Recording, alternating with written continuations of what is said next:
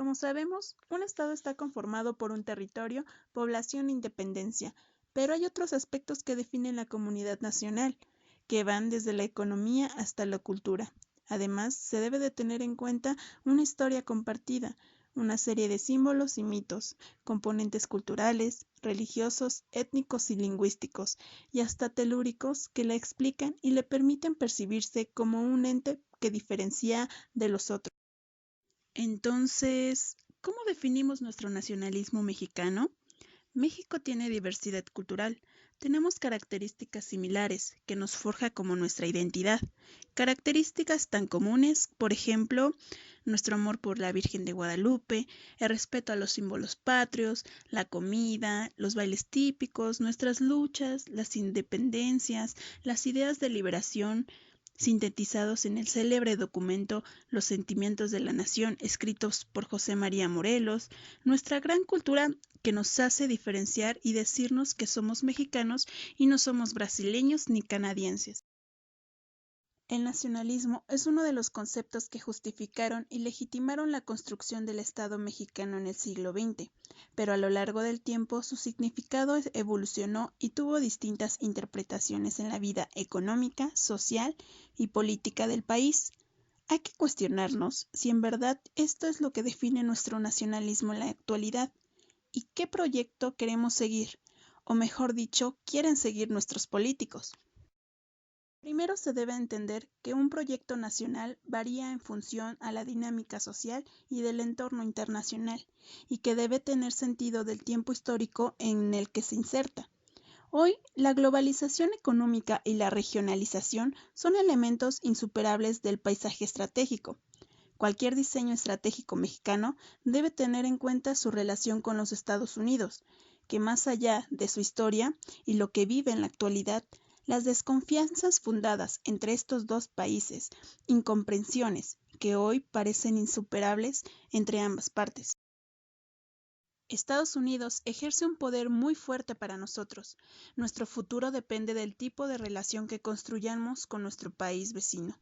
Estados Unidos es muy poderoso, pero depende de gran medida en la relación con México. Octavio Paz nos dice, nuestros países son vecinos y están condenados a vivir el uno al otro. Sin embargo, más que fronteras físicas y políticas, están separados por diferencias sociales, económicas, psíquicas muy profundas. Estas diferencias saltan a la vista y una mirada superficial podrían reducirlas a la conocida oposición entre el desarrollo y el subdesarrollo, riqueza y pobreza, periodo y debilidad, dominación y dependencia. Con estas características, Octavio Paz nos hace entender que México y Estados Unidos tienen una interdependencia, pero aquí hay que separar el tipo de dependencia que tiene cada uno, ya que no se puede comparar la dependencia que México tiene de los Estados Unidos que de Estados Unidos de México. Estados Unidos implica mucho ante el proyecto nacional de México y sobre qué decisiones podría tomar para un futuro. En el libro, el autor nos explica cómo el modelo político y económico que operó hasta el año 1982 debió ser reemplazado en condiciones con el fin de adaptarse al contexto mundial, mejor llamado globalización. De esta realidad, analiza la falta del acompañamiento de sus reformas económicas, que incluye la integración económica con los Estados Unidos, con las cortes también políticas, retomando de manera evolutiva la discusión sobre el concepto de seguridad nacional, el debate sobre lo que significa la soberanía en el mundo globalizado y el análisis de cómo se puede maximizar un país su participación en el mundo internacional. Así también, Curcio nos explica acerca de los cambios que México enfrentó al adaptarse a la globalización. También cómo fue la relación de México y Estados Unidos al enfrentarse a los ataques terroristas del 11 de septiembre del año 2001, que cambiaron definitivamente el concepto de seguridad nacional. Además, también modificó la relación que tenía México con su vecino del norte. A partir de ese momento, México tuvo que adecuarse a las nuevas condiciones de la economía internacional y dejar atrás tanto el nacionalismo como el proteccionismo. Hay que recalcar que México se insertó en la globalización de manera circunstancial y no mediante una planeación consciente, es decir, se adaptó por necesidad y no por voluntad. Esta necesidad hizo que México se adhiera al Tratado de Libre Comercio para América del Norte, mejor llamado el Telecán, cuyos objetivos eran fomentar el comercio de bienes y servicios, aumentar los niveles de inversión y crear empleos bien remunerados. El país tuvo éxito. Se convirtió en un importante receptor de inversión extranjera directa y logró ser una potencia exportadora. Sin embargo, el proceso de unión con el extranjero trajo consigo una mayor dependencia respecto a la economía estadounidense, además de que en el campo laboral no se crearon empleos. La estructura salarial mexicana siguió siendo muy poco equitativa y la pobreza aumentó. En este sentido, el autor subraya que el mayor problema de México en la historia y en la actualidad es que no cuenta con políticos que planeen bien su rumbo del país y que el proyecto nacional no se vea de acuerdo a lo que se quiere llegar con México, por lo que éste va navegando de acuerdo a las decisiones de los otros. Otro hecho que también marcó de manera definitiva en México e hizo que su crisis, tanto económica y política, se viniera abajo fue la estrepitosa caída de los precios del petróleo. En los mercados internacionales se redujo de manera drástica la principal fuente de captación de divisas. Esto hizo que México se viera envuelto en una crisis tanto económica, política y también social. Curcio subraya que la integración económica no trajo consigo un cambio político en el ámbito interno, por lo que no había concordancia entre ambas partes. Esto provocó en un momento inicial muchas divisiones, puesto que el gobierno mexicano aceptaba la internacionalización de la economía, pero no permitía que esa apertura afectara en el proceso político. Dice el autor: mientras más se abría la economía del país, el gobierno mexicano se comportaba en lo político de manera completamente contraria al régimen de libertades.